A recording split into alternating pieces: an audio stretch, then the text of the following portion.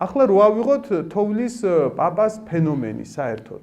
სანტა კლაუსი წმინდა ნიკოლოზი არის, რომელიც შალვამ ახსენა და წმინდა ნიკოლოზი შემდეგ მარკეტინგულად რაღაცნაირად გადააკეთეს სანტა კლაუსად და ახლა ვხედავთ ამ წმინდა ნიკოლოზის ესე ვთქვათ მარკეტინგულ სახელს, რომელსაც უკავია ხელში გაზირებული, დატკბილებული სასმელი და ამბობს ამის გარეშე ახალი წელი და ბედნიერება არ გექნებათ. ხო გინახიათ არა ეს? და ყველას ჩარჩენილი გვაქვს რა ეს. ასეთი თოვლის პაპასი არავის არ ჯერა. და სასაცილოც იქნება რომ ასეთის გუჯეროდეს. მაგრამ წმინდა ნიკოლოზის ალბათ უფრო გუჯერა.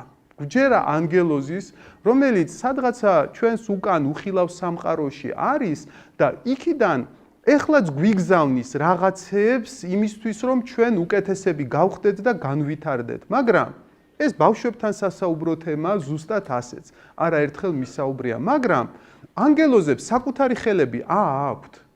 არა აქვთ საკუთარი ხელები. სამაგიეროდ მათ შეუძლიათ ჩაჩურჩულონ მშობლებს და მშობლები ამ ჩურჩულს გრძნობენ აი სადღაცა ზურგის და აი აქ სადღაც იგრძნობა ეს ანგელოზების ჩურჩული ამ ადგილას.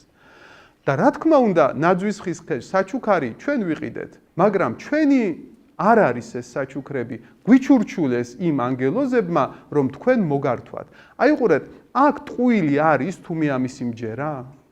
აქ ხო ტყუილი არ არის არაფერი. რატომ? ახლაც შეგვიძლია მე მჯერა, რომ ეს საჩუქრები, რომლებიც მე მოგიტანე, ჩაჩურჩულებული იყო წმინდა ნიკოლოზის და აი ამ ანგელოზების მიერ და ჩემი ხელით არის მოტანილი, რა თქმა უნდა, და რაშია ტყუილი? იმან მომატანინა, ხო გაგახარა იმან ჩემი ხელით? არ მოატყუოთ არც ერთი ბავშვი რა. არ მოატყუოთ, არ უთხრა თუ არ გჯერა, რასაც იძახი, არ უთხრა, ეს ნიკოლოზის ამბავიც არ მოყვე თუ არ გჯერა ანგელოზების. არ მოყვე, მაგრამ თუ გჯერა, აი რა თქმა უნდა, აიღე და მოყევი.